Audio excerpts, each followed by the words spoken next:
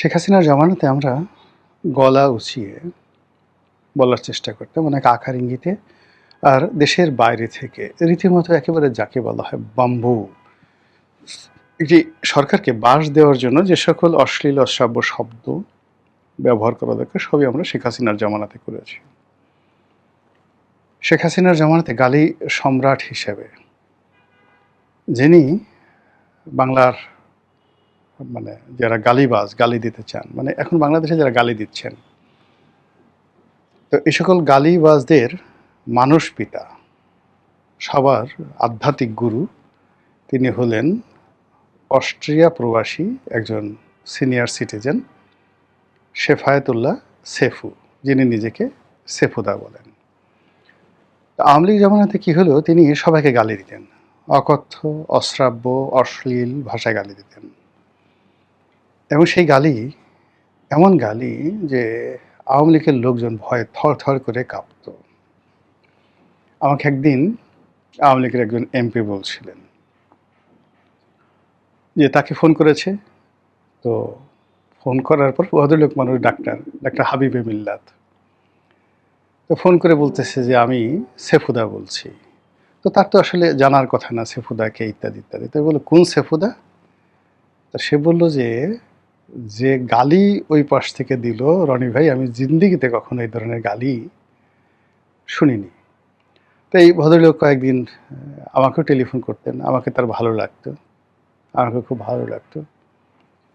তো অনেক খোলামেলা কথাবার্তা বলতেন যে রনি ভাই দেখেন, আমি যদি এই যে আমার গালিকে সবাই ভয় পায়, মওদুদ আহমেদ 1.5 ঘন্টা 2 ঘন্টা আমার সাথে কথা বলেন, তারপরে আওয়ামী লীগের সব মন্ত্রী এমপি আমি টেলিফোন করলে আমার সাথে সবাই কথা বলেন, আমি যদি গালি না দিতাম তাহলে কি সবাই সেই আমার সঙ্গে এভাবে কথা বলতো?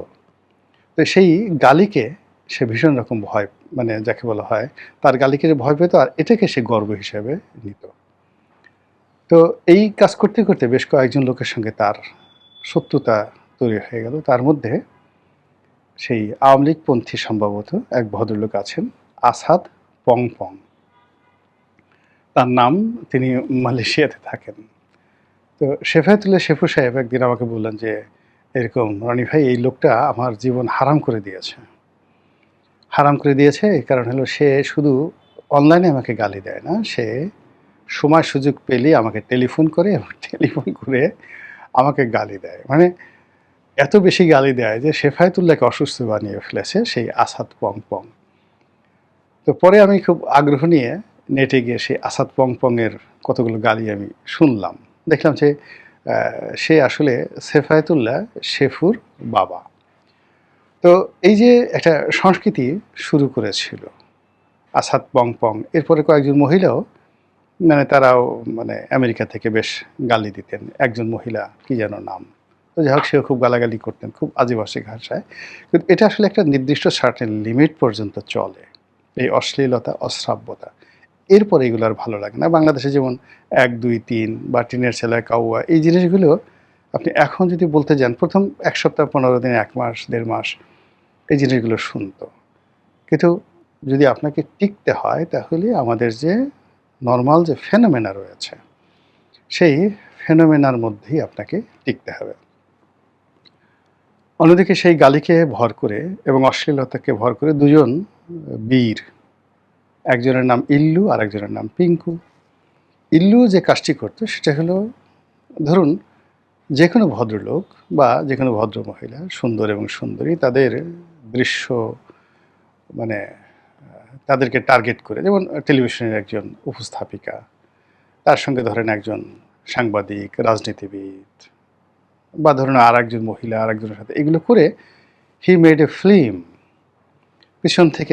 এখন আসলে ভয়েস ওভার প্রোটোকল, তারপরে এখানের এক ছবি, এখানের এক ছবি, এগুলো দিয়েছে একটা বিশাল রকম একটা অশ্লীল গল্প।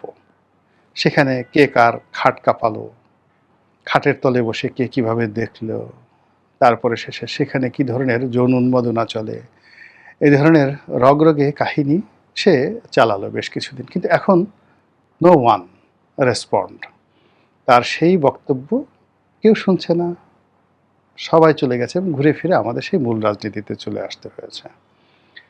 তো সেই ইল্লুর সাথে আবার আরেকজন লোক যুক্ত হয়ে গেল, তার নাম হলো পিঙ্কু। পিঙ্কু একটু লেখাপড়া জানা। তো সেই লেখাপড়া জানা পিঙ্কু সে সেই একসাথে শেফায়েতুল্লাহ সেফুর সেই গালি, ইল্লুর সেই খাটকাপান্ন অশ্লীলতা, মানে যা কিছু মন্দ রয়েছে এই সমাজে প্রায় সব মন্দগুলো একত্র করে সে একটা মিক্সচার তৈরি করে বেশ কিছুদিন সে দাপট শুরু করলো। এবং একেবারে ১ বছরের মধ্যে হিরো, সুপার হিরো বলতে গেলে একেবারে Alexander the great of Bengal হয়ে গেল। কিন্তু ধীরে ধীরে ধীরে ধীরে দেখা গেল সেই অশ্লীলতার যে জিনিস, মিথ্যার যে জিনিস, সেই জিনিসগুলো আসলে লং টার্মে কেউ খাচ্ছে না। এবং পুরো যারা একসময় তাকে খুব নির্ভর করতো, ভালোবাসতো, যাদের মানে এই সেফায়েতুল্লাহকে, ইল্লুকে, পিঙ্কুকে, এখন ওই মানুষগুলোই দেখা গেল তাদের চেহারা দেখার সঙ্গে সঙ্গেই বমি করছে।